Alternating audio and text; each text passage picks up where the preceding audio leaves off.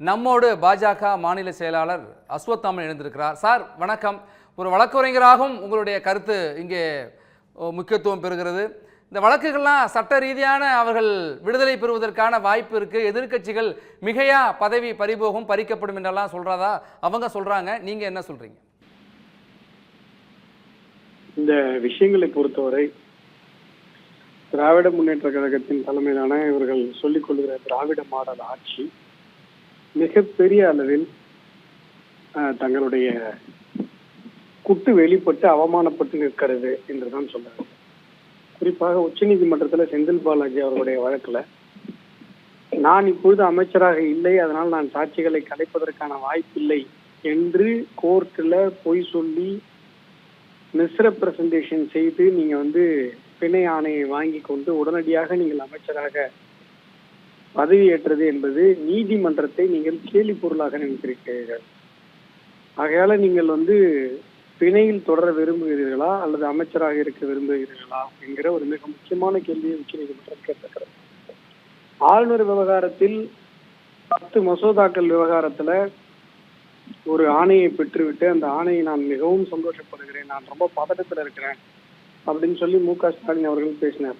எந்த அளவுக்கு பதட்டமானார் அந்த ஆணையை பார்த்துன்னா, ஆளுங்கட்சி அதிமுகவா திமுகவா என்பது கூட மறந்து போகிற அளவிற்கு அவர் பதட்டம் அடைந்தார். ஆனால் இந்த செந்தில் பாலாஜி அவர்களுடைய வழக்குல அதே உச்ச நீதிமன்றத்துல ஒரு மிகப்பெரிய ஒரு வரலாற்று அவமானம் தமிழக அரசுகள் இதுவரை சந்திக்காத ஒரு அவமானத்தை இவர்கள் சந்தித்திருக்கிறார்கள். எந்த ஒரு அமைச்சரும் இப்படிப்பட்ட ஒரு அவமானத்தை சந்தித்ததில்லை, எந்த ஒரு அரசும் இப்படிப்பட்ட ஒரு அவமானத்தை சந்தித்ததில்லை.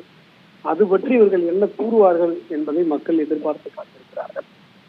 அதே போல துரைமுருகன் அவர்களுடைய வழக்குல வருமானத்திற்கு அதிகமாக சொத்து சேர்த்த வழக்கு இன்றைக்கு மீண்டும் மறு விசாரணைக்கு உத்தரவிடப்பட்டிருக்கிறது. ஏற்கனவே வழங்கப்பட்ட உத்தரவில் குறைபாடுகள் இருப்பதாக ஒரு நீதிமன்றம் அறிவித்திருக்கிறது. பொன்முடி அவர்களுடைய வழக்கு மிக விசித்திரமான ஒரு வழக்காக இருக்கிறது. அதாவது பொன்முடி அவர்களுடைய மற்றும் ஒரு ஊழல் வழக்கை விசாரிக்கிற சென்னை உயர்நீதிமன்றம் இவர் சைவம் பற்றியும் வைணவம் பற்றியும் மிக கேவலமாக கொச்சையாக ஒரு குறிப்பிட்ட மதத்தை அவமானப்படுத்தி அவர்களது மனதை புண்படுத்தி அதன் மூலமாக பொது அமைதியை குலைத்து அதன் மூலமாக கலவரத்தை தூண்ட வேண்டும் என்ற நோக்கத்தோடு செய்யப்பட்டிருக்கிற பெண்களின் மாண்பை குலைக்கிற விதத்தில் செய்யப்பட்டிருக்கிற அந்த செயலின் மீதாக எஃப்ஐஆர் பதிவு செய்ய வேண்டும் என்று நீதிமன்றம் ஆணையிட்ட பிறகும் கூட, ஏன்னா அதற்கு முன்பாக ஒரு வாரத்திற்கு முன்பாக கமிஷனர் அலுவலகத்தில் நான் புகார் அளித்திருந்தேன். அப்போது கூட நான் சொல்லியிருந்தேன், இது சூமோட்டோவாக எடுக்க வேண்டிய ஒரு வழக்கு, நீதித்துறையும் காவல்துறையும் இதில் கவனம் செலுத்த வேண்டும் என்று சொல்லியிருந்தேன். இப்படி ஒரு சூமோட்டோவாக ஒரு தீர்ப்பு சென்னை உயர்நீதிமன்றத்தால் வழங்கப்பட்ட பிறகும் கூட இதை நீங்கள் காவல்துறை பொன்முடி அவர்கள் மீது வழக்கு பதிவு செய்யவில்லை என்று சொன்னால் நாங்கள் நீதிமன்ற அவமதிப்பு நடவடிக்கைகளை முன்னெடுப்போம் என்று நீதிமன்றம் சொல்லியும் கூட வழக்கறிஞர் வில்சன் அவர்கள் ஆஜராகி என்ன சொல்றார், அது சட்டப்பூர்வமாக பொன்முடி அவர்கள் செய்தது தவறே இல்லை என்று வாதிடுகிறார்.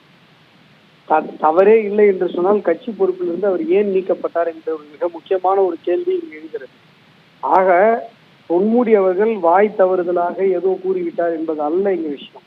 பொன்முடி அவர்கள் சைவம் பற்றியும் வைணவம் பற்றியும் ஆபாசமாக பெண்களை கொச்சப்படுத்தும் இடத்தில் பேசிய பேச்சை தமிழக அரசு ஆதரித்து உயர்நீதிமன்றத்தில் இது சட்டப்பூர்வமாக தவறு இல்லை என்று சொல்லியிருக்கிறது. இது தமிழக மக்களை அவமானப்படுத்துகிற, தமிழக பெண்களை, தமிழர்களுடைய வழிபாட்டை கொச்சைப்படுத்துகிற ஒரு மிக முக்கியமான ஒரு ஒரு என்ன சொல்றது அவமானகரமான ஒரு விஷயமாக இது பார்க்கப்படுகிறது. இப்பொழுது அந்த வழக்கு நீதித்துறை ரெஜிஸ்ட்ரார் கிட்ட டைரக்ஷன் போட்டு இப்போ உயர்நீதிமன்ற தலைமை நீதிபதியிடம் அந்த வழக்கு மாற்றப்பட்டிருக்கிறது. இப்போ அது வழக்கு விசாரணைக்கு வரும்.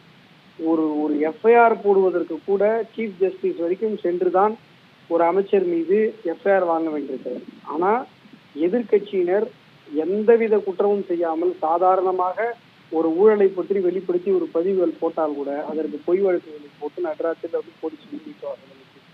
இப்படிப்பட்ட ஒரு மோசமான கருத்து சுதந்திரத்திற்கு எதிரான, அதே சமயத்தில் நாங்கள் பதவியில் இருக்கிறோம், நாங்கள் எந்த மாதிரியான சட்டவிரோதமான குற்றங்களையும் நாங்கள் செய்வோம், எங்களை யாரும் கேட்க முடியாது, நீதிமன்றம் கூட கேட்க முடியாது என்கிற இதேச்ச அதிகாரமான ஒரு பாசிச சர்வாதிகார நடவடிக்கைகளை திராவிட மாடல் தொடர்ந்து நன்றி சார்.